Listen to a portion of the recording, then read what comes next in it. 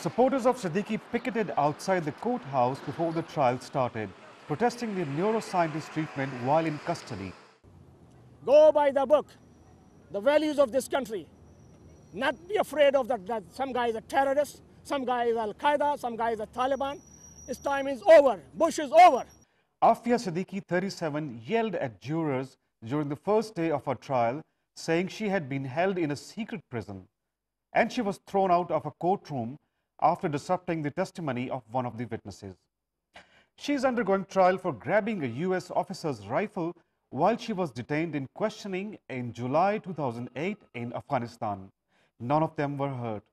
Siddiqui, who is charged with the shooting incident, wore a white veil and sat slumped with her head in her arms throughout most of the proceeding in the federal court. And we ask him, Mr. Obama, shut the Guantanamo Bay. Show the courage. If you don't show the courage, this country will never gain a name. Go by the book. That's the future of this country. Aafia Siddiqui's family in Pakistan is worried her trial may last for weeks and she could end up in a US jail if convicted.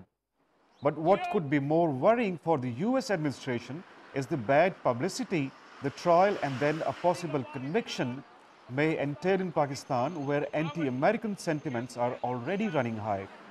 Masroor Hussain, DawnNews.